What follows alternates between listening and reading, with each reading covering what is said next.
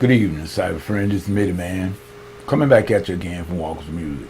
Yet another word. Good word for the day. Friday night edition, people. It's about 11:25, and I was sitting here contemplating, giving God all the glory and all the praise for life, health, and strength. We thank Him for as well as it is, and we also thank Him for each one of you.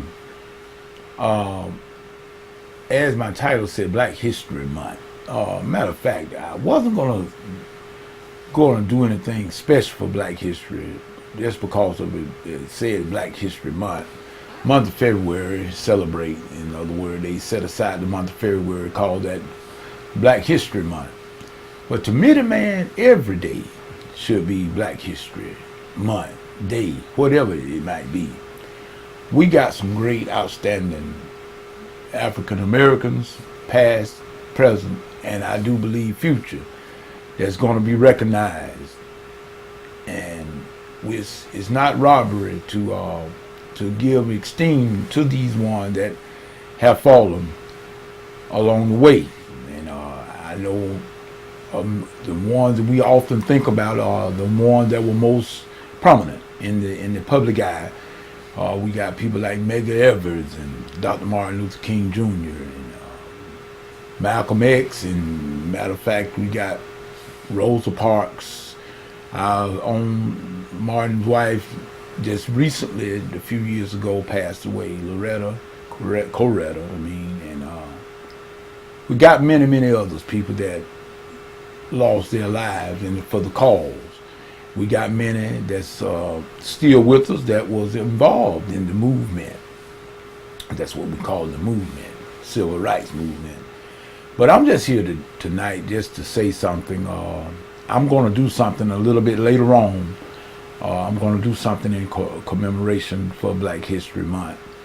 But I wanted to just say something that Jesus said and that King lived by. I know King did. I'm more familiar with King life than I was Medgar Evers. I read about Medgar Evers a lot, but I came up with some of the King that era. And we just want to say that if this bigotry and hatred, it got to be stopped at the root. And in other words, as King said, violence never solved anything. And there's no need of us hating. Hate will never solve anything. And the only reason, and the reason why Mitty Man says that, I look at my little great grand, and when I look at her, and I look at my great niece, both of them born last year, and Ren and Savannah, and I look at them in their infant state. Ren just turned 1 last month. Vanna will turn 1 this August. Ren's about 6 months older than Vanna. But at any rate, well, actually, Ren is about 7 to 8 months older than Vanna, because Vanna was born in August and Ren was born in January. So, but at any rate, one is my great niece and the other one is my great grand. And I just wanted to say that the only way that hatred will end up in either one of those two young ladies, I would have to teach it to them. And the reason why I say I is because I'm taking personal responsibility, because I'm the one making this video.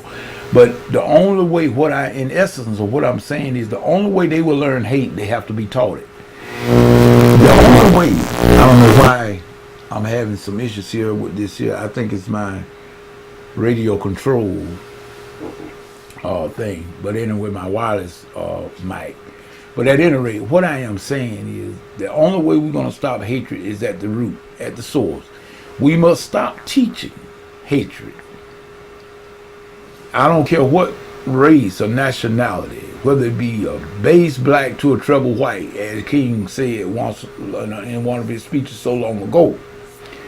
The only way we're going to stop the hatred and the bigotry is at the source, at the root. We got to stop rehearsing it. We have to stop rehearsing it.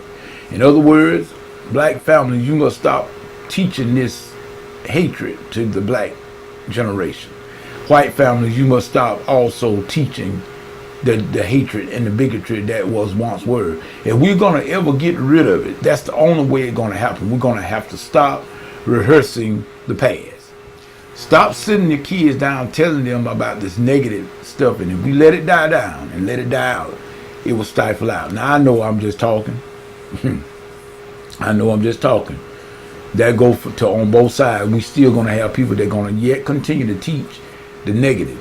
But let us do. Jesus said, him that live by the sword shall perish by the sword. We got to remember that, people. We got to remember that. We need to bury hate. We need to bury it. Get rid of it. And so, like I said, Minnie Man just came back tonight. I got rehearsal all day tomorrow, and I just wanted to let everybody know I haven't forgot about Black History Month, even though they gave us the shortest month, February, but nevertheless, it's something better than nothing. And I just wanted to let you know that we're not gonna base ourselves on teaching our kids the negative. Nothing wrong with teaching history, but let us keep the hate out of it, people. That's what I'm saying. If we can bury hate, let's bury it alive, and let's get rid of it and stomp it out. And matter of fact, as I heard Martin's daughter Bernice speak, and she was speaking to the one that they was celebrating the 50th anniversary down in Birmingham last year, and the 50th anniversary of the civil rights movement and everything and what was going on. And she even looked over the audience and saw the response from some of the people. Said, y'all are not with it still. And I'll agree with her. I agree with her very much so. And so that, with that being said, this is Mitty Man. I'm going to go on and sign off, in other words. And we thank God for each and every one of you. And we hope that, remember what I always say, if anything God is not in, you get out of it. And this is Mitty Man saying peace and good night.